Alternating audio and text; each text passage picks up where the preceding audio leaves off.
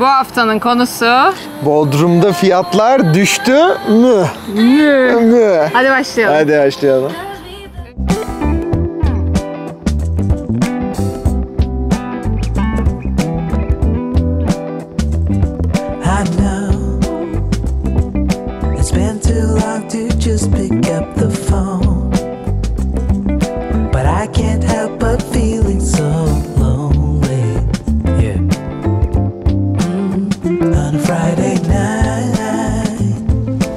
Herkese merhaba, ben Meltem Özden. Ben Arda Mehter. Kanalımıza hoş geldiniz. Bodrum'a hoş geldiniz. Bitez'in güzel mandalina bahçelerine hoş geldiniz. Evet, en sevdiğimiz mekanlardan, yeni mekanlardan, henüz daha bebek olan mekanlardan birinin arka tarafından girdik. Otoparka arabayı koyduktan sonra şimdi sizi harika bir yere götüreceğiz.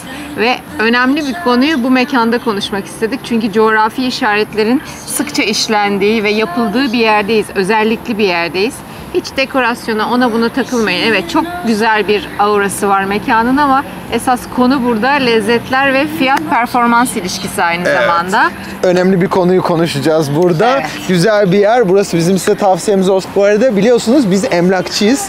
Eğer Bodrum'da herhangi bir gayrimenkul konusunda yardıma ihtiyacınız varsa, desteğe ihtiyacınız varsa, biraz fiyatı düşmüş yerlerden bulmaya ihtiyacınız var ve bulamıyorsanız lütfen aşağıdaki bizim numaralarımızdan veya kontak bilgilerimizden bize ulaşın. Size yardımcı olmak için hazır ve nazır bekliyoruz. Evet, hem alımlarınızda hem satımlarınızda yanınızdayız. Kiralıkta ara ara yanınızdayız. Çünkü bazen imkansız arayışlar oluyor. Onlara cevap veremiyoruz. Bu bizim için çok zor ama yapabilecek bir şey yok. Coğrafya belli. Bu arada bize YouTube kanalımızda şu anda izliyorsanız evet abone olmayı unutmayın. Öncelikle şu abone tuşunu bir basın. Bir halledelim onu. Akıllı TV'lerden seyrediyorsunuz ve oradan abone olmuyorsunuz.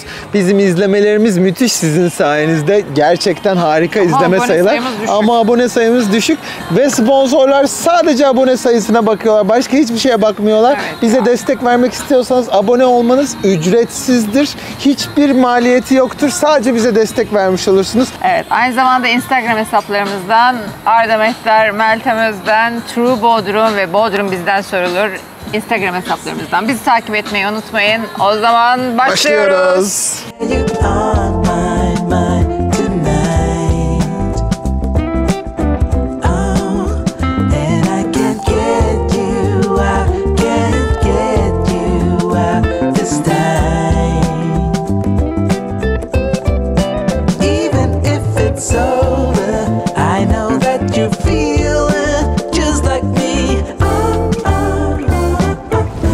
Evet, Bitez'e geldik. Son günlerin en favori restoranımız. Devamlı buraya geliyoruz. Hem sen hem ben. Bizim yeni favorimiz. Gelmediğimiz zaman da hayal kuruyoruz. Beynel'e gidelim mi? Beynel'e gidelim mi? Beynel'e gidelim mi? Beynel'deyiz ve Tamer Şef'le beraberiz. Hayırlı uğurlu olsun öncelikle. Ederim. Ne kadarlık Hoş bu bebek? 55-56 günlük. 55-56 günlük, harika. Bitez'deyiz ve neredeyiz? Bitez'in Köy içindeyiz. köy içindeyiz. Ortakent tarafından gelirseniz başındayız. Merkezden gelirseniz sonundayız. Adliye Caddesi burası. Adliye Caddesi. Evet. Herkesin bildiği. Mandalina Bahçesi. Evet, evet. Otoparkı. Harika bir mandalina bahçesindeyiz. Özellikle ben buraya böyle mesela 7.30-7 falan sularında tam güneş batmadan da gelmekten çok hoşlanıyorum. Müthiş güzel bir ışık oluyor. Şu anda da görünüyordur herhalde Evet. çekimden. Acayip güzel bir yer yapmışsınız ama esasen dekorasyonel olarak değil, lezzet olarak güzel Teşekkür bir ederim. noktadayız. Çünkü 2-3 kere ben denedim, sen birkaç kere denedin. Evet, herkes 10 puan veriyor. Teşekkür ederim. Fiyatları da makul tuttuğunuz için teşekkür ediyoruz. Ama hikayesi güzel çünkü Evet, yani hikayesini öyle bir olması kısaca gerekiyor. alalım. dinleyelim. Evet, Ya benim hikayesi için şu, önemli. tabii ben bir şefim biliyorsunuz. Biliyorum. Aynı zamanda da 6-7 yıldır coğrafi işaretli ürünlerle uğraşıyorum. Coğrafi işaretli ürünlerin sadece patentin alınması değil, bunların hayata geçmesiyle ilgili. Şu anda biliyorsunuz 28. ürünümüz Avrupa tarafından da onaylandı. Bursa inciri, bizim kara incirimiz var. Ben burada menümün %87'sini coğrafi işaretli ürünlerden temin ederek yapıyorum. Artı geri kalanında ve %60'ı da yani diyeyim hem coğrafi işaretli ürün hem de kadın kooperatiflerinden almış olduğum ürünlerle yapmış olduğum bir menüyü hayata getirdiğim için ki Lezzet oradan geliyor anladığım hem lezzet oradan geliyor çünkü ürünlerin hepsi kaliteli, hepsi kadın eli değmiş, hepsi coğrafi işaretli ürünler. Bu konuya yani kadın kooperatifleri konusuna ayrıca bir bölüm çekeceğimiz için hiç detaylandırmıyorum ama müthiş bir şey. Elinize sağlık, Teşekkür kolunuza ederim. sağlık. İyi ki varsınız. O zaman şöyle yapalım. Siz bir hayallerinizi şurada bir akşamüstü bu gün batımında bir hayallerinizi yerine getirin. Ben hem gece hazırlayayım hem de size güzel böyle küçük küçük ufak ikramlar göndereyim. Çok teşekkürler. Çok önemli bir konuyu konuşmaya geldik burada. Bodrum'daki fiyatların yeni şeklini konuşacağız.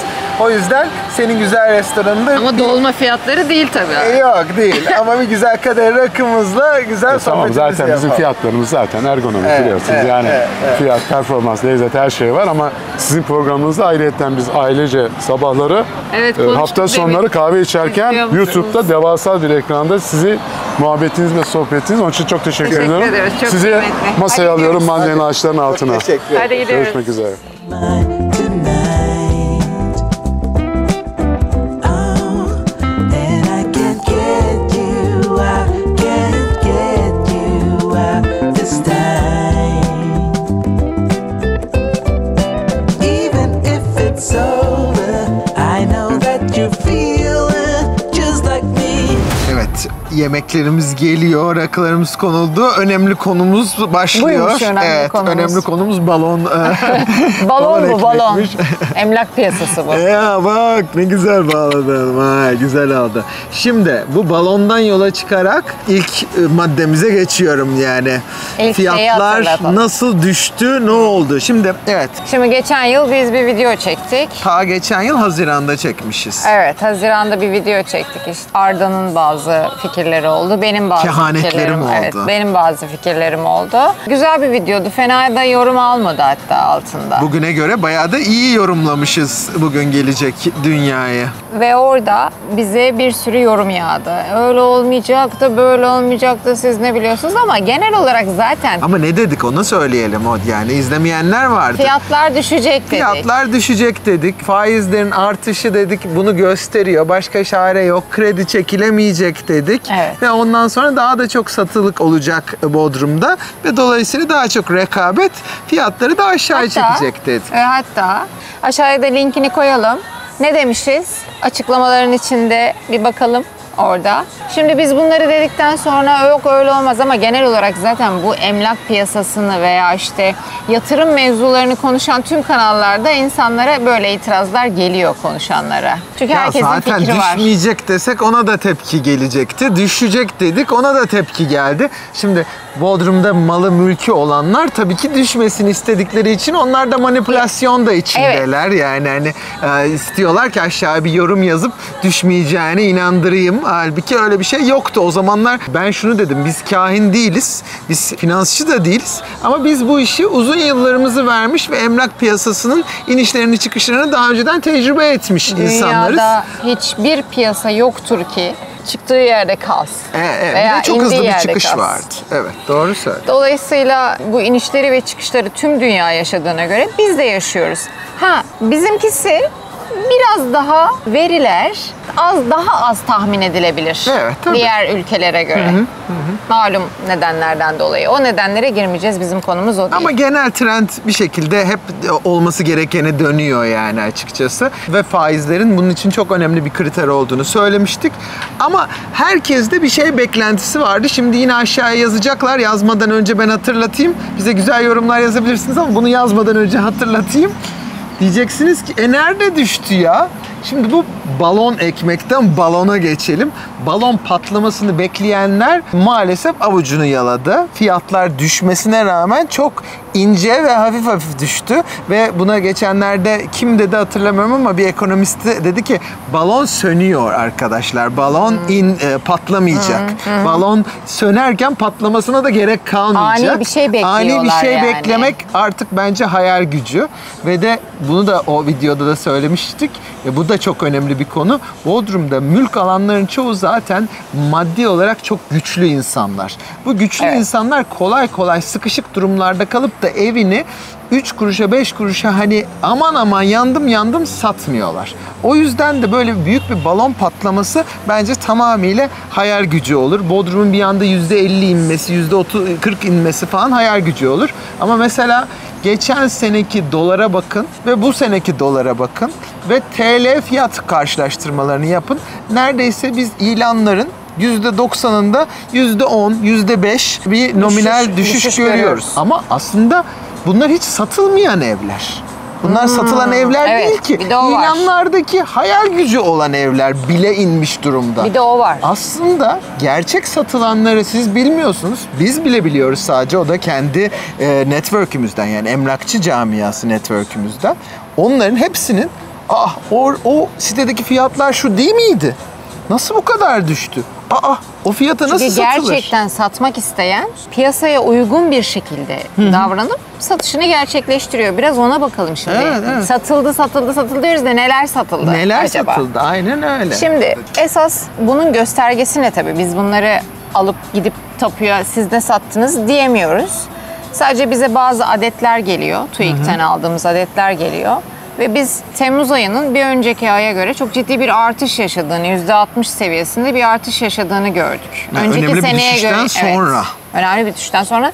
Bu arada geçen seneye de göre %50 küsürlerde bir artış var. Yani aydan aya ve yıldan yıla ciddi bir artış görüyoruz biz. Şimdi tabii neyin ne koşullarda satıldığını bilmek bizim, yani normalde TÜİK bunu kredili ve nakit olarak ayırt edebiliyordu. Nasıl yabancı vatandaş, Türk vatandaşı diye ayırt ediyorsa. Ancak artık kredi kullanımı çok düşük olduğu için bu bizim segmentimizin, yani bu bizim ayrımımızın dışında. Ama biz bazı şeylerden, yani bize gelen bazı tekliflerden şunu anlıyoruz ki aslında takasla da çok fazla işlem yapılıyor. İşlem yapılmıyor diye bir şey yok. Yani nakit para dönmemesi bizim için çok bir önemli işaret değil. Evet, ama işte izleyicilerimiz hep yorumlardan da anlıyoruz ya, bu rakamlarla hiçbir şey satılmadığını biz Hayır, çok iyi satılıyor biliyoruz. işte, Ya yani. Ama işte takaslı oluyor, çok ciddi indirim yapanlarla Satmak oluyor. isteyen satıyor. Satmak isteyen satıyor, gerçekten O yüzden çok doğru. Temmuz'da 565 adet ev satıldı. Arsalar buna dahil değil. Evet. Şimdi biz burada bir anda adetlerin işte 200'ler, 300'lerden bir anda 565'e gelmesinden zaten doğru fiyatlı mülklerin Adedinin arttığını görüyoruz. adedinin arttığını, hem satışa çıkan malların olduğunu görüyoruz, hem de aynı zamanda çok fazla bunun satışa dönen, doğru fiyatlı evlerinin satışa döndüğünü görüyoruz. Evet. Biz şimdi bazı teklifleri yönetebiliyoruz, bazısını yönetemiyoruz. Önce onu da söyleyeyim bu arada. Hangilerini yönetemiyoruz? Bodrum piyasasında özellikle senin dediğin gibi, yani bir kişinin evini satması için özellikle işte buradaki evini değiştirmiyorsa ve büyütmüyorsa ihtiyaçtan satması için bazı ticari zorluklar yaşıyor olması lazım. Bu ne demek? Ticari kredi kullanamıyor olması anlamına geliyor ki çok var. Bu da yaygın. Tabii. Dolayısıyla biz açıkça söyleyeyim %40, %30 gibi teklifleri yönetemiyoruz hala daha. Aradaki fark olarak Hala daha diyorsun. yönetemiyoruz, Evet, evet. Hala daha bunun makul olanının, özellikle bizim ekspertizini yapmış olduğumuz evlerin hani teklif oranının %10'larda, indirim oranının %10'larda olduğunu belirtmemiz gerekiyor. Bundan daha öteye gidemiyoruz ne yazık ki. Ama bu sizi şey yapmasın, cesaretsizleştirmesin. Bu bizim sadece fiyatını çıkarttıklarımız Tabii, için ben geçerli. anlatıyorum onu. Piyasadaki evi bahsetmiyorum. Siz sahibindendeki ilanlarla %10 diyorsanız hayır, öyle değil. O sarı sitedeki çoğu ilan Evet. aslında baktığınız Reklam. zaman %40, %45, %50 bence piyasadan fazla. Çünkü aslında bilinçli ve bu şehirde iyi iş yapan, kendini ispatlamış emlakçıların fiyatlarıyla değil, kendi hayal güçleriyle ya da komşularının yarattığı Evet, bir bir de hayali o var balonla yani. yaratılmış. Acayip şeyler Bunu yaşıyoruz her gene. videoda tekrar söylüyorum çünkü çok ciddi Bodrum'la ilgili şöyle bir algı var. Bodrum çok pahalı, fiyatlar asla düşmüyor ve bir yerde bu fiyatlar düşene kadar biz bekliyorlar. bekleyeceğiz. Bir yerde Paramız da mevduat faizinde. ama bu durgunlukta zannediyorlar ki bu durgunlukta biz en ufak bir parayla Bodrum'daki her şeyi alabileceğimiz bir gün gelecek. Arkadaşlar maalesef o Gün gelmeyecek. bitti. O çok geçmişte kalan bir şey ve şunun için çok rahatlıkla söyleyebilirim. Biz Bodrum'un müşteri potansiyelini çok iyi biliyoruz. Nereden biliyoruz? Bizi arayan sizlerden dolayı biliyoruz. Emlakçı arkadaşlarımızın yaptığı, kimlerle yaptığı işleri biliyoruz. Ve artık şunu net söyleyebiliriz. Bu şehir maksimum 400-500 binlik bir şehir ve baktığınız zaman 85 milyon Türkiye'de, 15-20 milyonda yurt dışında olan 100 milyonluk bir Türk alıcıya müthiş hizmet veriyor ve hitap ediyor. Ayrıca yabancıya da hitap ediyor. 100 milyon kişi içerisinde buradaki satılık 2000-3000 tane evin mutlaka bir yerde el bulması mümkün. Evet. Yeter ki %20, %25 gibi indirimleri yapıp ilan sitelerindeki farkları biraz düşürdüğünüz takdirde. Ama asla ve asla cesaretsizleşmemek lazım. Artı daha küçük metrekareli, daha mantıklı evlerde satışa sürülecek. Çünkü piyasa artık oraya Piyasa doğru artık gidiyor. oraya doğru gidiyor. O zaman kimlerin evleri satılıyor? Bir onu konuşalım Evet. birazdan. Sizin Hoş de geldiniz. şerefinize. Evet. Şimdi dur biraz da yiyelim madem. Şuraya alalım. Sen de balonu patlat bu arada. Ya. Balon patlatmaya geldim. Balon sönüyor. Buyurun Atom, ben yemem. Teşekkür ediyorum. Mersi. Ama bu Halep'te olması benim için harika. Geldi mallar geldi. Uy, ne geldi? Tereyağında Allah. işkembe. Oy. Aa çok güzel. Ciğer tava, işkembe. Tereyağında işkembe Tereyağında ve işkembe. sıcak nohut humusumuz. Afiyet olsun. Harika. Şimdi neler geldi? Onlardan biraz bahsetmek istiyorum. Biraz keyfimiz yerine geldi. Aç geldik buraya. Şimdi yavaş yavaş Kesin. keyfimiz yerine geldi. Şimdi bir kere müthiş güzel gambilya favamız var. Gerçekten harikulade tadı. Atomumuz var. Ben çok beğendim. Bu benim buradaki favorilerimden oldu. Humus. Humusu çok severim ama ya her yerde aynı yapıyorlar yani. Neresi daha iyi, neresi kötü Gerçekten. aslında. Bu hakikaten iyilerinden. Üzerinde tereyağıyla, nohutla çok da Sıcak güzel humus. susamlı da bir şey yapmışlar, servis yapmışlar. İşkembe tereyağında, Tereyağında. sote müthiş güzel. Ama esas- Ama hakikaten ciğerleri yani ben bir hani en iyi neyi biliyorsun Arda diyorsanız ciğer olabilir ve yani hani buradaki ciğer hani Bodrum'un şu anda en iyilerinden birisi oldu. Ben biliyorsunuz keçinin ciğerini, tuz dumanın ciğerini çok beğenirdim. Burası da onun ayarına, onun ligine girdi. Gerçekten lezzetli. Evet. Birazcık yiyelim, birazcık karnımız doysun, kafamız çalışsın. Biz bunları daha önce birkaç kere bu ay içerisinde gelip test ettiğimiz için çoğunun tadını biliyoruz. Hadi bakalım. Çünkü biz yiyormuşuz ve konuyu asla konuşmadan kalkıp gidiyormuşuz. Şimdi kimlerin evleri satıldı? Bir kere fiyatı düşenlerin evleri satıldı. Bu birinci konu. İkincisi bakımlı evler satılıyor. Ama şu bakımlı evlerle yapılmış evleri bir ayıralım. Ne diyorsun? Evet, çok önemli bir faktör o. Yani Ne yapıyor? Gargara yaptı. İşkembenin acısı burama böyle çöktü. Bakımlı evle yapılmış ev satışı arasında ciddi bir fark var. Yani aslında biz bunu pazarlama enstrümanı olarak kullandığımız için biz bu evi piyasaya çıkartırken gerçekten fiyatını belirlerken de bazı maddeleri ekliyoruz. İşte evin kondisyonu bir şerefiye çünkü aslında bakarsanız çok ciddi fark ettiren bir şey. Çünkü alıcı gelince evde gözüne batan bir şey olduğunda nasıl teklif vereceğini düşünüyor ve aslında siz yaptırabileceğiniz ama yaptırmadığınız bazı şeyler için alıcının eline bir koz vermiş oluyorsunuz satıcı olarak. Çok rakibiniz var piyasada. Evet. Hele ki aynı site ve aynı bölgede çokça rakip varsa ben hep satıcılarıma ekspertiz yaparken diyorum ki isterseniz beraber gezelim. Siz de görün piyasada ne var ne yok. Müşteri gibi gidip gezelim Rakiplerinizi yani. tanıyın. Rakiplerinizi tanıyın. Çünkü bu durumda gerçekten işte ne bileyim teli yırtılmış, kapısının bir tarafı düşmüş. Gerçekten yapabileceğiniz ufak dokunuşlar ki bu aslında bakımlılık anlamına geliyor. Çünkü duvarın bir tarafı gerçekten çok ciddi bir su almış olabilir ve bu gerçekten çok ciddi bir koku yaratıyor olabilir. Bunu tadilat yaptırabilirsiniz yani Tabii. evin genelini etkileyen bir tutumsa. Böylelikle aslında alıcı içeri girdiğinde ya ben bu eve şöyle teklif vereyim demesinden bir nebze yırtmış olursunuz. Şimdi burada bunlar hep satıcı trikleri ama çok önemli bir şey daha var. Ona da olsa ona ekleyeceğim, ucuna ekleyeceğim. Evin yapılı olması başka bir şey. Sen bir ev aldın ama tarumar bir ev aldın. Şimdi bu evi kendi kafana göre çok güzel yaptırıyorsun. Zevkine göre 3 milyon harcadın bu eve.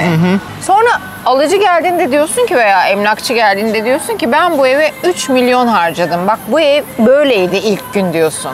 Okey. Yani ama alıcının zevkine göre bir şey yapmamış olabilirsin. Evet, tabii. Dolayısıyla biraz satabilmeye meyilli olan alıcılar için söylüyorum. Yani ben evimi 5 yıl içerisinde tekrar satabilirim, 10 yıl içerisinde tekrar satabilirim dediğinde aslında sadece ufak dokunuşlarla toparlamak, kişisel olarak büyük farklar yaratmamak evin içinde çok önemli. O yüzden bakımlılıkla evi yaptırmak arasında fark var. Genel olarak gene başa dönüyorum. Evinizin emsallerine göre yani diğer piyasadaki ve sizin metrekare birim fiyat alanınızın içerisindeki evlere göre evinizin bakımlı olması her zaman bir artıdır ve satış için elinizi çok kuvvetlendirir.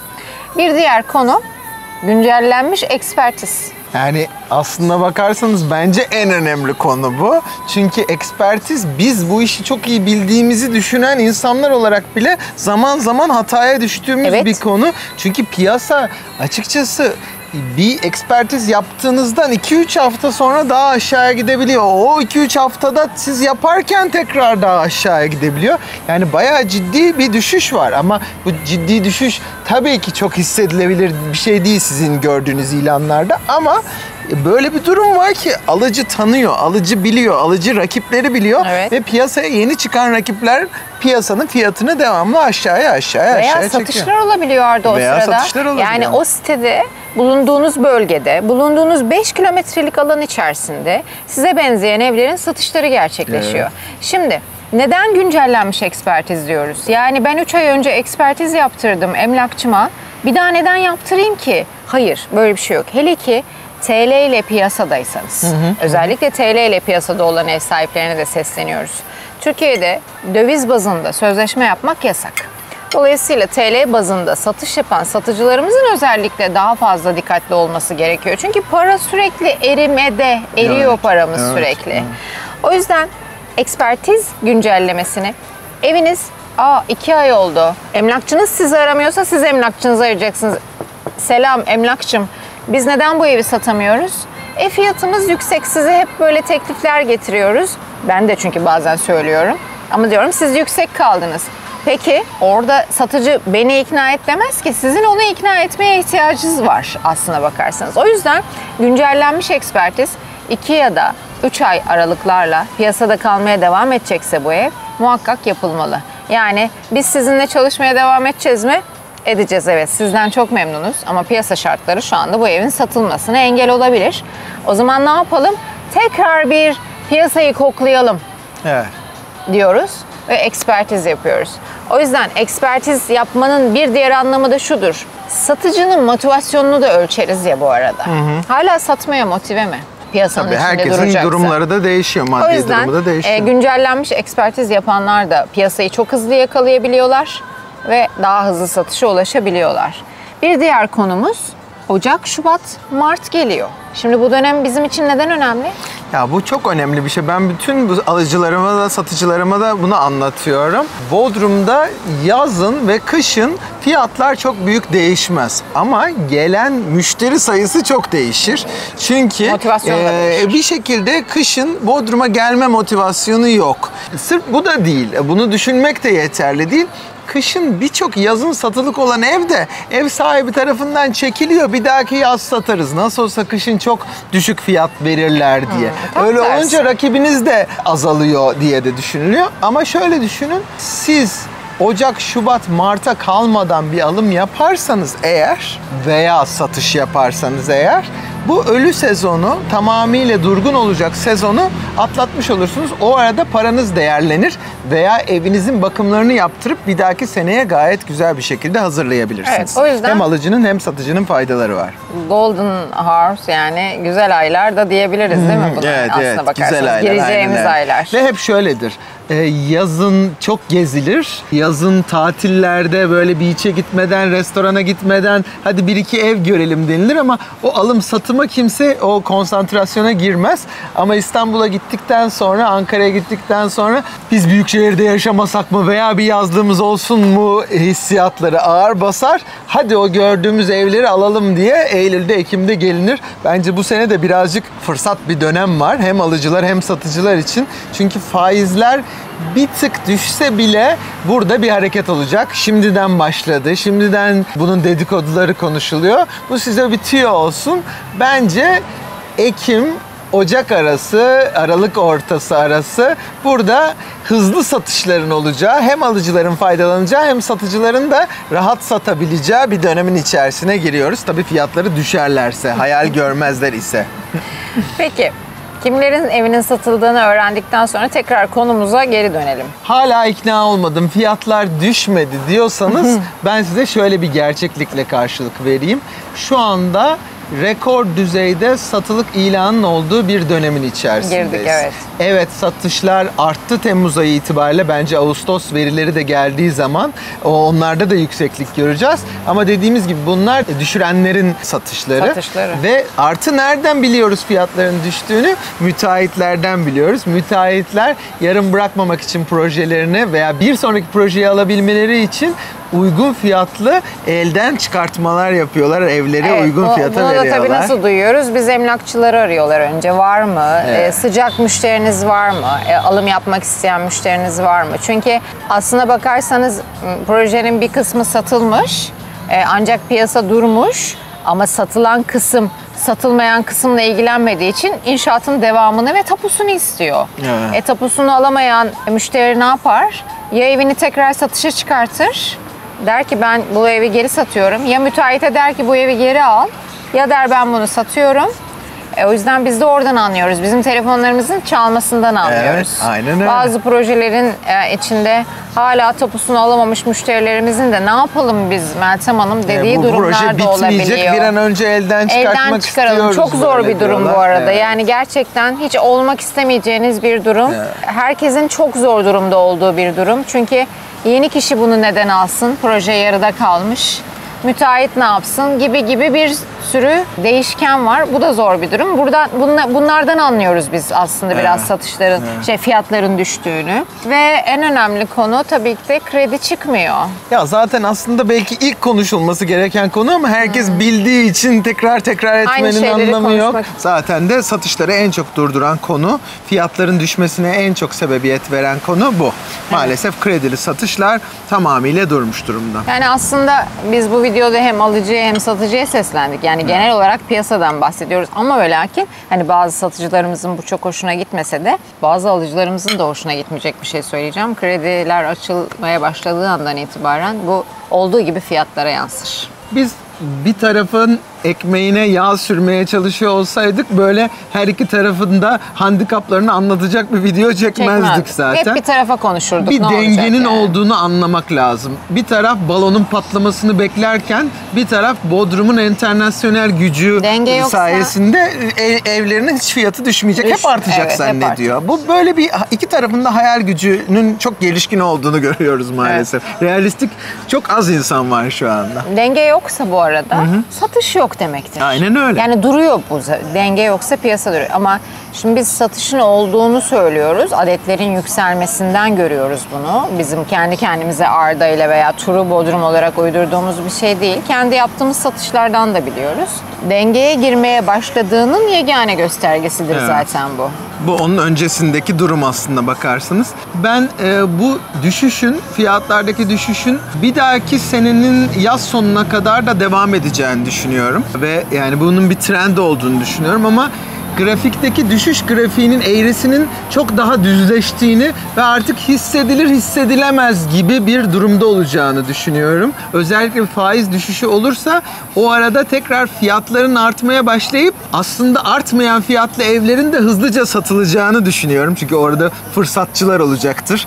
Faizler düşüyorsa biz ev fiyatlarımızı arttıralım diyenler olacaktır. Evet. Ama arttırmayanlar da hızlıca evini satacaktır. Bu süreçte çünkü hazır alıcılarımız çok fazla sayıda var. Yeter ki makul seviyeleri insin diye bekliyorlar. Ama genel olarak benim de aldığım birkaç not var. Faiz indirimi çok beklenmiyor 2-3 aylık süre içerisinde. Bunu tekrar söyleyeyim. Evet, yani sen ne düşünüyorsun bilmiyorum ama beklenmiyor. Farklı düşüşler var. Ben ocağa kadar, aralığa kadar muhakkak bir faiz düşüşü bekliyorum. Bu yani nereden bileceksin diyorlar. Tamamıyla hissiyat olarak bakıyorum. Önemli bir konu daha var. Günlerdir bununla ilgili de bir sürü video ve yazı var. Kira çarpanlarının uzun zamandır olmadığı kadar düşmesi. Evet. Yani bu aslında yatırımlık mülke de insanları yönlendirebilir bir duruma yol açıyor. İlk defa böyle oluyor çünkü uzun zamandır. Yani bir piyasanın dengeye ihtiyacı var. Alıcının da satıcının da bu dengeyi bulduğu zaman parasını yatırdığını görüyoruz. Yoksa tüm paranın faizde kaldığını düşünüyoruz ama ENAG'ın geçen ay için açıkladığı %91'lik bir enflasyon var. %52 faiz alıyoruz diye çok sevinen bir kesimin de parasının eridiğinin haberdar olması lazım. Ne yapsaydık, eve koyup da sen düşecek diyorsun denirse maalesef ve maalesef bu dönemler kısa dönemli karlar dönemi değil, uzun dönemli karlar dönemi. Her zamanki Belki gibi. kısa dönem için ihtiyacınız olacak parayı ayırıp uzun dönem için ayrı yatırım yapacağınız daha küçük yatırımların dönemi olabilir diye düşünüyorum. Ama dediğim gibi biz finansçı değiliz. Biz sadece emlak Ya ama tarafından olduk işi işte okumaya zorla. Her gün çalışıyoruz. bunları okuyoruz Doğru yani mudur biz de, değil midir yazık ya. gerçekten bilmiyoruz. Bütün bunlara rağmen hala diyorsanız ki hala fiyatlar düşmedi, daha da düşecek, balonda patlayacak, daha da kötü olacak falan diyorsanız kesinlikle katılmıyorum. Aynen 1,5 sene önce fiyatlar düşmeyecek diyenlere kesinlikle katılmadığım gibi 1,5 sene sonra veya 1 sene sonra bu videodan da görüntüleri alıp yayınlayabiliriz. Ne olursa olsun özellikle Bodrum çerçevesinde söylüyorum. Buranın yurt dışında yaşayan Türkler, özellikle yeni göç etmiş, yani son 10 senede yurt dışına göç etmiş Türklerin gözündeki değeri hiçbir zaman azalmayacak ve bunlar çok iyi rakamlar kazanıyorlar. Türkiye'deki ekonomik krizin yurt dışında hiç hissedilmediği yerlerde maaşlarını kazanıyorlar ve de burada çocukluklarını geçirmiş olan kesim bunlar ve buraya yatırım yaptıkları zaman buraya da zaten çok fazla olmayan bir satılık hareketini yaratabiliyorlar.